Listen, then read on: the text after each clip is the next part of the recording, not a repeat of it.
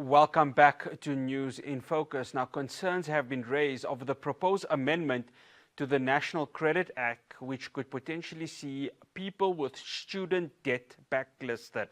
The Department of Trade, Industry and Competition recently gazetted for public comment a number of draft amendments to the National Credit Act of 2005. Now, of course, this comes at a time where student debt is at an all-time high. The amount sitting at 21.7 billion rand. This is according to a 2023 statistic. Joining me now, I'd like to welcome Tarik Lalla, who is a national executive member of the South African Students' Congress. Tarik, thank you so much for joining us here on News in Focus on Hilaal TV. Thank you very much. Tarik, I just wanted to get your initial reaction to this gazetted legislature that wants to be obviously presented to Parliament. I mean, given that we've got such a high number of indebted students, what is SASCO's comment with regards to this? Yeah, look, we obviously are of the view that this sort of this decision is anti-poor, right? We don't agree with it. We reject it in every sense that we can reject it. In saying that, obviously, our view is that the decision has to be reversed and that we need to find ourselves in a position where not only are we speaking about reversing this decision, but equally we were speaking about addressing the historical debt crisis within South Africa today. So as SASCO, for example, we've developed a number of different proposals that we would like to see being implemented within the state in order to ensure that historical debt is actually addressed in a sustainable manner. We don't believe that the blacklisting of students is something that is going to for example, address the issue of historical debt. In fact, we believe it's going to exacerbate the issue by ensuring that students are in a position where they are worse off than they were prior to the decision. Tarik, I mean, both you and I can agree that, of course, when we're looking at the historical aspect of apartheid, we are still in it because a lot of the students of color, especially that of Black African, it seems to become a major challenge for so many of them.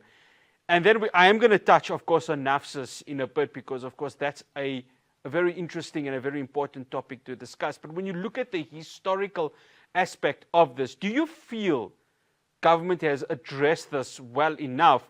Hence, we are where we are now, especially when student debt seems to be a concern with this gazetted draft legislation that wants to be presented to Parliament. Yeah. Look, I think we must start off first and foremost by acknowledging the progress that we've made within democratic South Africa. We have to be honest to the extent that we find ourselves in a position where we're better off than we were 30 years ago. Absolutely. We have to acknowledge that. And I think any discussion that you have moving forward has to be premised on that discussion. In saying that, it's not to say that we've made so significant progress that we no longer have issues within the sector. One of the challenges that we have, like you've rightfully outlined, is that historical debt still remains a pervasive issue within the sector for many young students, including the students who would have been funded by NSFAS or what is NSFAS today prior to 2015, 2016 till 2018. In saying that, the challenges that we face, are not limited to financial issues. We have a number of different social issues. We have issues around curriculum. We have issues around access to higher education. But I think as it relates to the financial aspect of higher education, one of the challenges now is that we need to find innovative solutions in order to ensure that access and success is not inhibited by financial challenges. What that means practically for us as SASCO is how do we ensure, number one, that with NSFAS being what it is today and the victory of at least 4 million graduates in the past maybe 10 years, how do we ensure that the progress that has been made there is not for nothing, but how do we ensure that it does not become stagnant? And so in that understanding, then we understand what we're saying here is that NSFAS is not the end solution. It's a temporary solution to a very critical issue that we appreciate the challenges that have, or at least the attempt at addressing the challenge, but it's not free education. And so for us, what that means is that the call for free education has to be reaffirmed, and we need to be able to ensure that with that call for free education, we're also calling for significant transformation in terms of social and economic challenges of students. Yeah, and I'm going to touch on the free education aspect of it in a bit because, of course, this year marks, 10 years since that that major march to the union buildings, of course, calling for free education. Here's the thing: what the National Credit Act is saying, and of course, it says the amendments are aimed to strengthen consumer protection, credit bureaus handling customer information, and conducting affordability assessment. So I want to take the affordability assessment part of the Tarik. What this would mean is that any student that, of course, has historical student debt, and of course, this is from the side of the Credit Act right over here, it would maybe speak of them going forward. Of course, you speak about it that if we are to move forward, then the student debt aspect of it is going to be quite a topical debate with regards to this. So where do you see that happening, given that here we've got a student, of course, that even though he or she has historical debt, they're now in a situation where they are earning well, they're in a job, especially in a country of ours which has high youth unemployment. And of course, they got the skeleton that is still in their closet. I just wanted to get your take on that, Tarik. Yeah. Look, and this is, I think, the point of contradiction that we find ourselves in, where they're saying consumer protection. But practically what that means is that students who have historical debt are not going to be able to afford homes or be able to afford houses or take out loans if they're blacklisted. Now, it can never be the fault of the student when education is a right. And what I'm trying to emphasize here is that SASCO's position has historically been that education is a right, and within the democratic dispensation, the Constitution says so as well. And so if access to a human right is something that we ensure is enshrined in the Constitution, then it cannot be the fault of the student that they cannot access because of financial challenges. And if we understand that, what then becomes the problem is that we can't blacklist those particular students, because the reason that they're in this position is because they were promised access to higher education, but on the premise that they take out some sort of loan. And so the issue of student debt can never be the fault of the student. That's the position of SASCO. It has to be identified as a systemic issue. In saying that, again, the position here is that, practically speaking, this will not recover any more funds. All it will do is blacklist students and prevent them from advancing in life by preventing access to owning a house. By preventing access to taking out loans to be able to start businesses or start, by being able to finance vehicles. These are all things people need to advance in life. And so we can't afford for students to be blacklisted because of a systemic failure. That is why we're opposing it. And it's not to say that we've taken an absolutist position. What we're saying here is that the interests of the students have to be protected first and foremost. And in that decision, then we can speak about how do we recover the funds. But this is not going to be the mechanism that we speak about, at least according to SASCO's position in recovering those funds. I wanted to get SASCO's position on this quote here that was delivered by the EFF student command leader, Hilaal Lozi. He said that the Department of Trade and Industry then says, on top of not giving you your qualification, we are now going to blacklist you. He goes on to say that we are going to make it impossible. This is, of course, him quoting what the Department of Trade and Industry is saying. We are going to make it impossible for you to pursue financial essential loans in the future. Is this a comment that SASCO agrees on? Look, it's the challenge here lies in the fact that, again, as SASCO, our position is that historical debt has to be scrapped, and something that we want to make very clear here is that we're not making a rhetorical position. Other student formations have a history of making sort of populist remarks without substantiating how to enforce these programs. Our position is that, number one, historical debt must be scrapped. How do we do that? Well, the first and foremost issue is that institutions of higher learning have to be able to write off historical debt. But second to that, should they choose not to do so, our view is that university reserves, the reserves of institutions which do not currently work to the benefit of students, have to be accessed and have to be used towards funding free education, but specifically addressing historical debt within that broader agenda. So in terms of the challenge of, for example, not getting your degree qualification and not being able to advance in terms of your own life, one of the points that we'd like to raise is that SASCO has a history through its SRCs of ensuring that students do actually have access to the academic records, regardless of whether they have historical debt or not. Branches of SASCO, in many cases, have actually lobbied and worked within institutions to ensure that the academic records of students are available to them, regardless of their historical debt position. In saying that, again, the challenge is we don't want to play into sort of a populist approach here where we're saying things but not substantiating how we intend to implement them.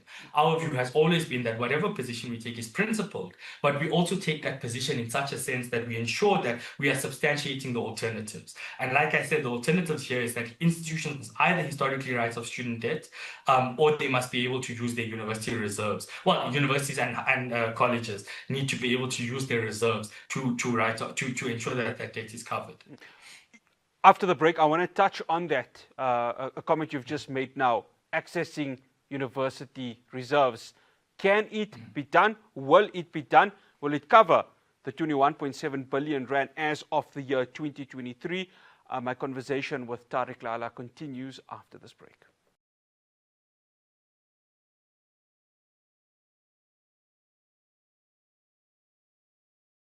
Welcome back to News in Focus. I'm still in conversation with SASCO NEC member Tarik Lalla.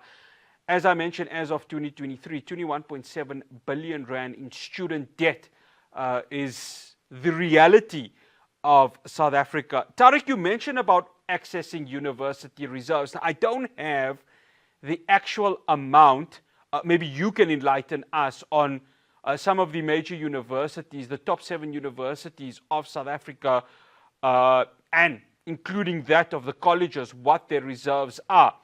Here's the thing. I think in a sort of better world, or a world where it could help the students, this would be the reality. But of course, the universities won't just go out and say, well, we're going to take it, erase the 21.7 billion rand, and everything is all lovey-dovey after that.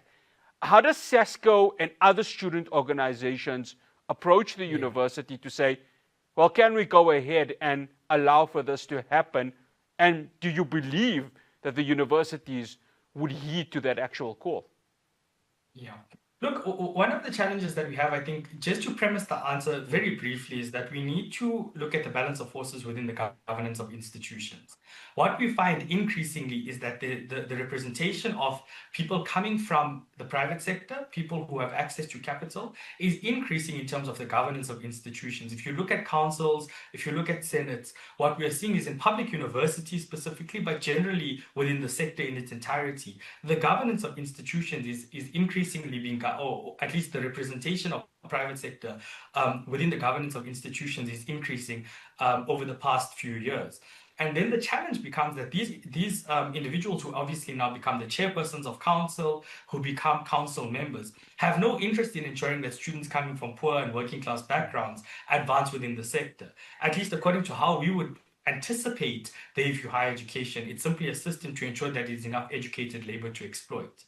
In understanding this premise now, the challenge becomes, how do we as SASCO and as the student movement in large ensure that what's happening here is that we engage in a manner that we believe is fruitful, but we equally do so in a well-informed environment. The first challenge that we have is that universities and institutions of higher learning simply do not declare their reserves. No public institution of higher learning has declared its reserves. And the problem here then becomes, how do we make informed decisions about what that money is used for? We don't even know how that money is used unless you sit in the council or the senate of these particular institutions. And again, according to the statutes of these respective institutions, you're looking at maybe 2 maximum representatives from the student body, whereas the student body in its entirety is sitting at maybe 20 to 30 or in some institutions 50, 60,000 students. So then I think the question now becomes what you've said. How do we engage? Well, the first thing is that through our branches, we've consistently over the past few years maintained a call for the public declaration of university reserves and the use of those university reserves towards student issues, right? We have an issue with student accommodation in this country. And one of the challenges is that we believe that university reserves could play a critical role in addressing that issue. But consistently, institutions continue to refuse to declare those reserves. Should that not be the case, then unfortunately, the only mechanism that we have to approach this challenge would be antagonistic. And again, in an ideal situation, we do not want to antagonize into action. We would want to work and collaborate in such a way that it does benefit students. But we are not beyond antagonizing methods in ensuring that we have access to those reserves as students. Our view is that we've called for the public declaration of university reserves as a historical position of SASCO, but equally to that extent, to be able to then put pressure on these institutions to declare those reserves, either through on-the-ground engagement or alternatively through ensuring that within spaces of governance where we are represented as the Students' Congress, we will put pressure on these institutions to declare those reserves. How successful it's going to be, well, at the moment, it's a bit difficult to say. We're in a position where this is something that has recently become a point of contention. And so it's very early on for us to say, yes, it's going to be hugely successful or not. But like I said, the point is that only once we're in a position where the institutions have declared these reserves, can we then take this conversation forward as to how and when those reserves must be used. Just the note that I'd want to make here is that this is not the only mechanism we believe must be used to fund free education. We have a full document and we have a number of different points that, should you permit, we'd like to raise as to how we believe we fund free education, including addressing historical debt. We don't seek to separate the issue of historical debt with free education, because the point is that historically those students were also in a position where, just as today's students are deserving of free education, as is those students from years ago. Tarik, 10 years ago, and I mentioned that we were going to address this, obviously, we saw thousands of students march to the union buildings, of course, demanding free education, right? And 10 years later, and we're practically none the better in terms of what's going on. I'd like to think we've actually gotten worse, because 21.7 billion rand student debt, if the fiscus would have allowed there to be free education, I guess, in a perfect world, this actually happens. My question to you is, how do you separate the politics within this, whether it's election hearing from various political parties? Look, I'm not going to just say it's an ANC scenario. This could be coming from every political party who says that we can provide free education, to actually the reality on the ground, which involves how we are in terms of the fiscus, and of course, how many students can be accommodated through the idea of free education, which of course was promised in the Freedom Charter, and that pre-1994. Look, again, the point is, how do we fund free education? I think at the end of the day, that's the challenge that we have. We cannot afford, and this is something that we've noticed, is that as students, one of the things that we tend to do very, very quickly is that we're consistently excluded from decision-making processes. That's a fact. You know, within institutions, like I said, any university council in this country, there's a maximum of 2 students. That is less than 10% of what is the council. So students are consistently excluded, even if we do raise our voices. It's a sort of tick box, you know? So the first thing is to include the voices of students. Now, it's publicly stated that South African Students' Congress does have a relation with the African National Congress. We would consider the CC approach, the complement and contradictory approach, where what we say effectively is that we complement positive things that the ANC government does, whereas we contradict things that are anti-student, in our opinion. And so what you would have seen, for example, recently, is that it was SASCO who led the call for the removal of Minister Nkabane, given the fact that we believe that she was no longer working in the interest of the students. Using that example, then, the challenge that we have is now, what are the solutions? And this is where SASCO comes in to say, again, we cannot afford to be opportunistic and populist about how we address these issues. Like you've correctly outlined, and I would say, sort of a lot of the political parties within the right wing, some of them who sort of claim to be left wing, find themselves in a position where they say free education, but they very, very infrequently substantiate how that's going to happen. As SASCO, we believe that, number one, like I said, declaration of university reserves. If a SOE, a state-owned enterprise, makes a profit, that profit goes back to the state. Why then are institutions of higher learning not declaring and ensuring that the money that they do have goes back to the state? It's a bit of a contradiction. The second thing is that we believe that there should be a wealth tax. It's a moral failure within a society that's characterized by inequality, that the richest in this country continue to get rich, whereas the social infrastructure, housing, education, healthcare, are consistently not funded. So the question is, how then do we ensure that there's a program of mass wealth redistribution to the benefit of the most vulnerable in society? Our view is that in the short term, we need to have a proper wealth tax. We need to have the taxation of people who earn over a certain amount, in which we find ourselves in a position where that money goes directly towards the social safety net, including higher education. Thereafter, we believe in, for example, calling for the establishment of the South African Sovereign Wealth Fund. This is a fund that, again, will diversify where the state puts its money. And we believe that the South African Sovereign Wealth Fund, which again was called by President Ramaphosa a few years ago in one of the SONAs, we believe that the establishment of this fund will ensure that there is what we would consider a developmental financial institution. That so the Sovereign Wealth Fund can effectively act as a DFI, which can then fund, again, amongst other things, higher education. Finally, we believe in sort of innovative policy positions, right? We need to be able to use the legislation that exists in society, that governs society today, to the benefit of the most vulnerable in society, to the majority. For example, one of the things that we're looking in at the moment is around the Prescribed Assets Act, which speaks to, for example, ensuring that we have the investment of public and private sector into higher education. One of the shortfalls historically that we've seen is that the biggest beneficiary outside of the state of post-higher education is the private sector. Now, the challenge that we have there is that, again, the private sector needs educated labor.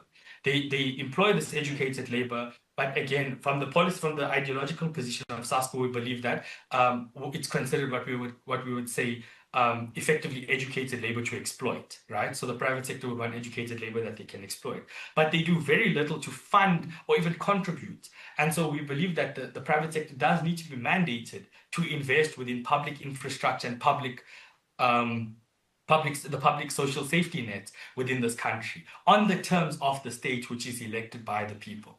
Tarik, I have to stop you there. Unfortunately, we have run out of time. No problem. Good having you on here. Thank you so much for joining us. Thank you very much. That's Tarik Lalla. He's a NEC member for the South African Students' Congress. Well, that's all we have for you here on News in Focus from myself, Faraz Patel, and the rest of the team in Johannesburg. Assalamu alaikum wa rahmatullahi wa barakatuh.